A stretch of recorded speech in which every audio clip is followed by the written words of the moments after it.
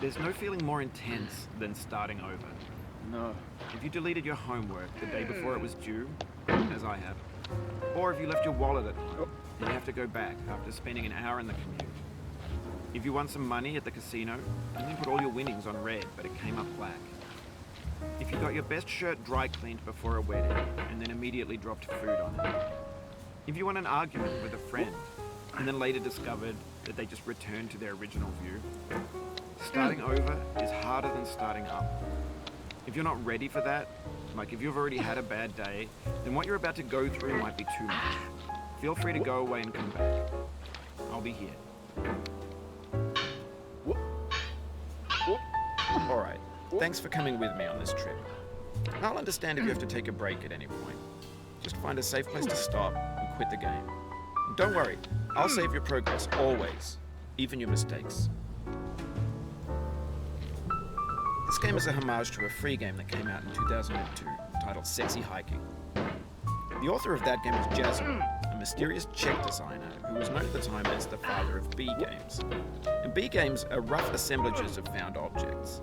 Designers slap them together very quickly and freely, and they're often too rough and unfriendly to gain much of a following.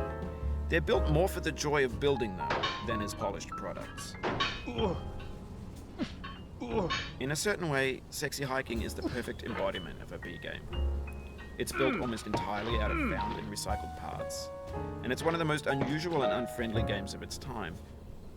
In it, your task is simply to drag yourself up a mountain with a hammer.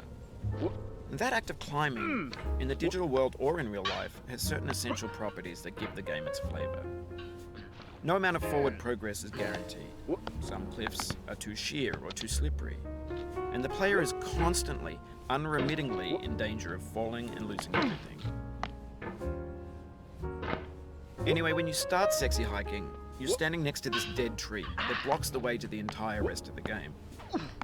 It might take you an hour to get over that tree, and a lot of people never got past it. You prod and you poke at it, exploring the limits of your reach and your strength, trying to find a way up and over. And there's a sense of truth in that lack of compromise. Most obstacles in video game worlds are fake. You can be completely confident in your ability to get through them once you have the correct method or the correct equipment or just by spending enough time. In that sense, every pixelated obstacle in Sexy Hiking is real. The obstacles in Sexy Hiking are unyielding, and that makes the game uniquely frustrating. But I'm not sure Jazzo intended to make a frustrating game. The frustration is just essential to the act of climbing, and it's authentic to the process of building a game about climbing. A funny thing happened to me as I was building this mountain. I'd have an idea for a new obstacle, and I'd build it, test it, and it would usually turn out to be unreasonably hard. But I couldn't bring myself to make it easier. It already felt like my inability to get past a new obstacle was my fault as a player rather than as a builder. Imaginary mountains build themselves from our efforts to climb them, and it's our repeated attempts to reach the summit that turns those mountains into something real. When you're building a video game world, you're building with ideas, and that can be like working with quickset cement. You mold your ideas into a certain shape that can be played with, and in the process of playing with them, they begin to harden and set until they're immutable, like rock. And at that point, you can't change the world. Not without breaking it into pieces and starting fresh with new ideas. For years now, people have been predicting that games would soon be made out of prefabricated objects, bought in a store and assembled into a world. And for the most part, that hasn't happened, because the objects in the stores are trash. I don't mean they look bad or that they're badly made, although a lot of them are. I mean they're trash in the way that food becomes trash as soon as you put it in the sink. Things are made to be consumed and used in a certain context, and once the moment is gone, they transform into garbage. In the context of technology, those moments pass by in seconds. Over time, we've poured more and more refuse into this vast digital landfill that we call the internet. It now vastly outnumbers and outweighs the things that are fresh and untainted and unused. When everything around us is cultural trash, trash becomes the new medium, the lingua franca of the digital age. and you could build culture out of trash. But only trash culture. B games, B movies, B music, B philosophy. Maybe this is what digital culture is. A monstrous mountain of trash, the ash heap of creativity's fountain. A landfill with everything we ever thought of in it. Grand, infinite, and unsorted. There's 3D models of breakfast, Gen X's fanfic novels, scan magazines, green screen Shia LaBeouf, banned snuff scenes on LiveLeak.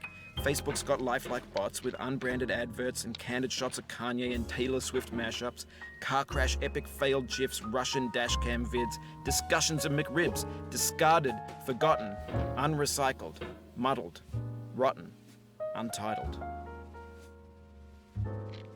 Everything's fresh for about 6 seconds, until some newer thing beckons, and we hit refresh. And there's years of persevering, disappearing into the pile, out of style, out of sight. In this context, it's tempting to make friendly content that's gentle, that lets you churn through it but not earn it. Why make something demanding if it just gets piled up in the landfill, filed in with the bland things? When games were new, they wanted a lot from you. Daunting you, taunting you, resetting and delaying you. Players played stoically. Now everyone's turned off by that. They want to burn through it quickly. A quick fix for the fickle, some tricks for the clicks of the feckless. But that's not you, you're an acrobat. You could swallow a baseball bat. Now I know, most likely you're watching this on YouTube or Twitch, while some dude with 10 million views does it for you. Like a baby bird being fed chewed up food. That's culture too. But on the off chance that you're playing this, what I'm saying is, trash is disposable, but maybe it doesn't have to be approachable.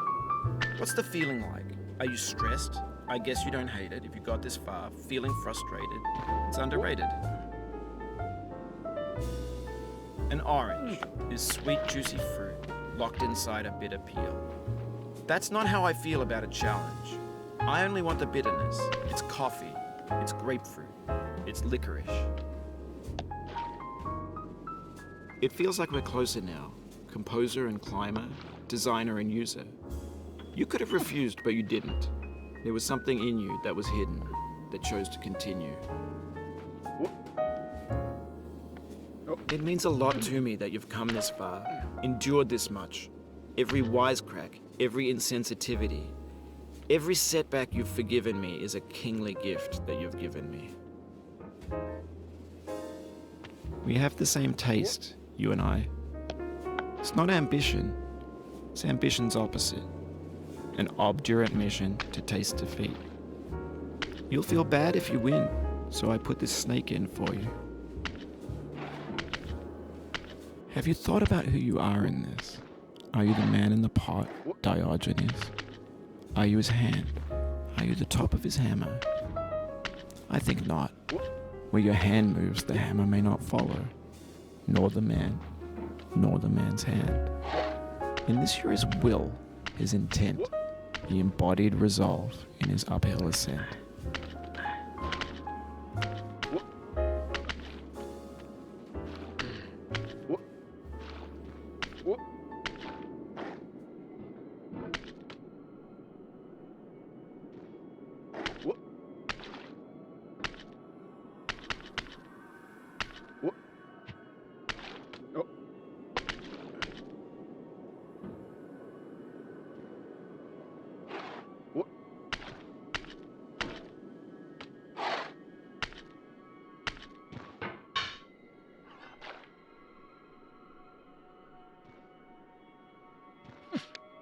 Now, you've conquered the ice cliff, the platforms, the church, and the rectory, the living room and the factory, the playground, the construction site, the granite rocks, and the lakeside.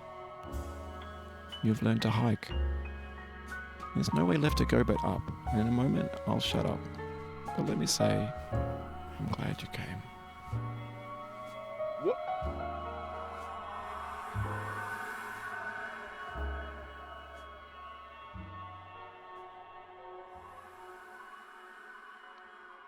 I dedicate this game to you. the one who came this far. I give it to you with all my love.